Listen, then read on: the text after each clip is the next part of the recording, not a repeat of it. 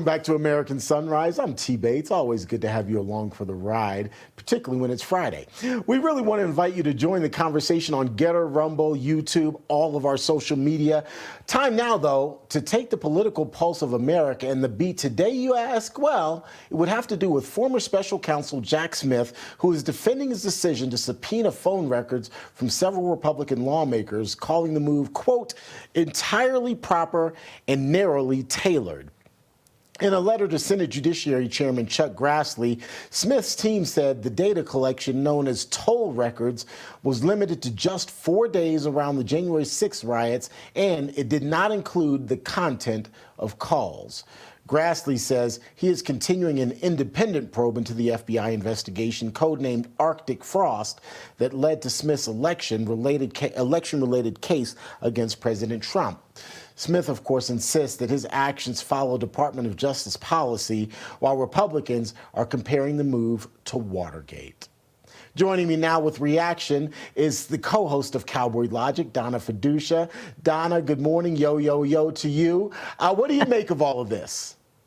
Oh, man, if this is entirely proper, I want to know what isn't. I mean, these policies need to be totally revamped. How can you call this entirely proper? You only looked at Republicans. You only targeted them for a couple of days during January 6th. May I remind people that the J6 riot lasted maybe 3.5 hours, while every single city in this country has been burning now for almost 5 years. And so it's just amazing how the mainstream media has this tunnel vision with this. But the Arctic Frost, the FBI's Arctic Frost targeted just GOP offenders, officials and their organizations. And again, Kash Patel did uncover this, but how much did the Biden-Obama regime, and I really do think Obama's behind all this, really have to do with it? Because they targeted Turning Point USA, they targeted Trump, attorneys, America First Institute, and a whole bunch of America First PACs. So how is it proper that only Republicans are targeted? I mean, the tunnel vision, again, is insane. You've got people saying, and Grassley going, well, how can we not look into this at this point? Because the abuses of the separation of powers is huge. What I find ironic is Ted Cruz was one of these senators. Now, he had AT&T. They didn't actually get his phone records. All the other senators had Verizon, which I have, and that kind of scares you. Verizon, yeah, they handed all this stuff over, no problem. So the records don't lie. Let's see what's going on. You've got only Republicans targeted here. It's such a witch hunt. And then, you know, it's like they squeal like stuck pigs when what happened with Donald Trump and everybody around him gets turned on them. But Republicans are actually following the law, and they're not making it up as they go along. This whole thing with this whole Operation Frost, let me remind everybody, Arctic Frost, that, you know, the whole thing with Smith was he came from The Hague, the criminal court in The Hague. And I want to remind everybody, months ago, Patrick Byrne on Cowboy Logic told us that he did some nefarious things, allegedly, while he was there. So he was brought in by the officials here in the United States to go after Trump because he had some favors he had to make up for. Let's see if that comes out in all of this. That would, I think, would be very, very interesting. Donna, I have to admit, I'm still kind of caught on the whole idea of, I think you said squealing like a stuck pig. You know, I'm a city boy, so I don't really have context there. I'm kind of still caught with that one, but I will move on, especially since you mentioned Texas Senator Ted Cruz. He, of course, also weighed in on the Jack Smith situation, adding that the Biden-era Department of Justice issued a subpoena to spy on him. He also went on to say that they tried to get information about his phone and private communications. It really just goes to show how far all of this went. And I think the bigger picture here is that there's an opportunity. We've heard that Jack Smith has been referred to the DOJ for potential prosecution. But since Republicans do have a majority now and have this evidence, it seems like it should be full steam ahead. Mm-hmm.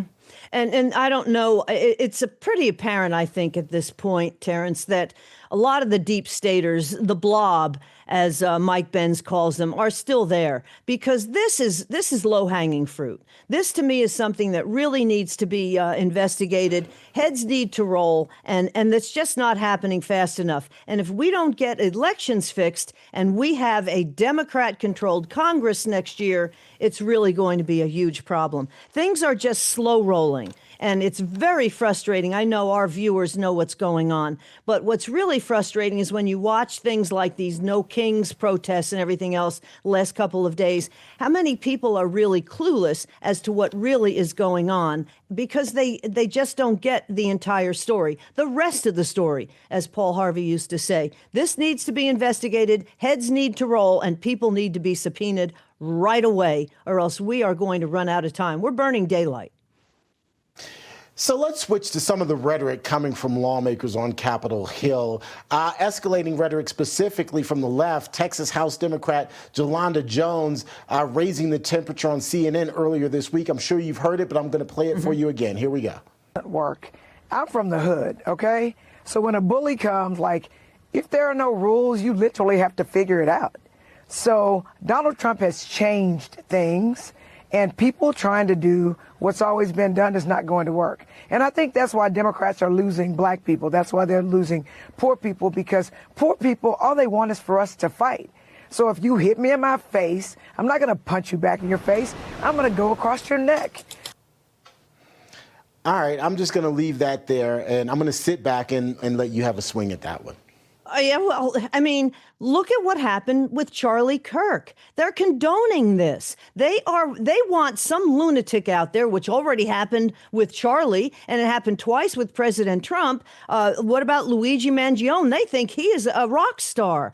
This is insane. And it's why the Democrat Party, and in my opinion, is in a death roll. And she contradicted herself right there. Yeah, she's right. They are losing Democrat black support because the black people are realizing that they can get off the public dole, the government plantation. They have the freedom in this country to work. And if they work hard, they will be rewarded. None of this victimology anymore. And she is a classic example of just trying to stay in power. If Democrats cared, then they would have cleaned up D.C. They would have cleaned up Chicago. What would it take, Trump, 2 weeks to clean up D.C.? I mean, they obviously don't care about keeping their constituents. Just all they want is to stay in power. Donna, we'll have to leave the conversation there. Always good to see you. See you this weekend, guys. Rocking the barn party. Absolutely. Make sure you guys tune in. And of course, we'll give you all the information. There it is on your screen. You already know the times when to tune in. All right, Donna, thanks so much. Let's get you over to David Brody now. DB, good morning, sir. Good morning, TB. TB to DB. All right, time now for the chat room report. Joining us now to take us through what you've been saying out there in the chat room space is Rav family member and chat room analyst. That's what we're going to call you, chat room analyst. There you are, Carefree Largo. Hello, Carefree. Good to see you, my friend. So what was happening this week in the chat? Fill us in, brother. It has been quite a week in the chat. U.S. Representative Jim Jordan, my guy, he referred John Brennan and his entire forehead for a criminal referral based on all the lies that he told to Congress. And we know he did it. You and I watched it on TV. We saw him do it live, and it's about time that he had a little responsibility for that. In fact, in the YouTube chat, Tina Lewis said he absolutely failed in his position as the CIA director. And I think everyone agrees with that. Stephen Posner, and Stephen, I hope that I'm saying that right, says it's no surprise at all. All these clowns do is lie. And it's worth pointing out that at that very moment, Joe Schmo in the YouTube chat also said that weeks without Dr. Gina simply seem a little bit longer. Dr. G, we hope you're watching it and got to hear what Joe Schmo said about that this week. Yeah, that's great. Phenomenal. Joe Schmo. Joe Schmo. I've been called Joe Schmo, by the way. I've had that thrown at me. Yeah, I've been called worse. All right. What about peace in the Middle East? What has the chat been saying about that? The chat had a lot to say about peace in the Middle East, especially when it came to the price of crude oil and how it seems to be affecting gas here in the United States. And it's worth understanding that a lot of times when there is a deficit of crude production in one part of the world, there can be a perceived increase in cost of refining that into a usable fuel, whether it's diesel or gasoline or whatever it is. It's a great process that yields so many other products that people aren't even aware of. Most of the organic foods that you buy in a grocery store are put into a bag that are made from petroleum.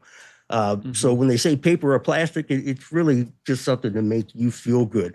Pharmaceuticals to truck tires, it's all made from crude oil. And as we ramp up things, it's worth noting that the United States actually needs to build more refineries here so that our gas that's pumped out of the ground can be refined more quickly.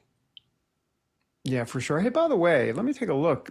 Tell me about that medal on your chest there. This is an ad lib. Tell us about that. This I have to isn't put on my ad reading lib. glasses.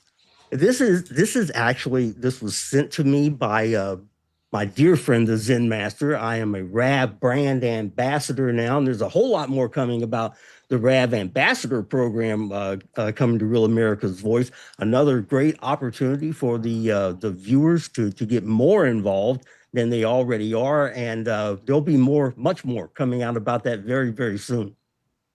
Oh, that's fantastic. By the way, we got to run, but please, we can't leave without that wonderful tagline because it really sums you up. Because I met you, obviously, down in Florida. We hung out at a Starbucks for a little bit. I'm coming back to Florida, I think, in a month or two, and we're got to hook up there, and we got to meet, obviously. But tell us, Carefree, give us that line. It's such an encouraging line. I got to tell you, it's an especially encouraging line today because I got a shout out from Weather Nation and made my day. And it is an absolutely gorgeous day here in Ocala, Florida. But no matter how beautiful it is, you are never completely dressed until you put on a smile. That is wonderful. Carefree. And it's not just a line. I said it's a line. No, it's a mantra. It's what you live by. Thank you, sir. Appreciate you. Yes, sir. Always. Have a great weekend. Right. You too, the RAV ambassador, Carefree Largo. All right, coming up, Hillary Clinton getting some unexpected blowback over comments that she made about President Trump's remodeling at the White House. Oh, you don't want to miss this. We're back in 2 minutes.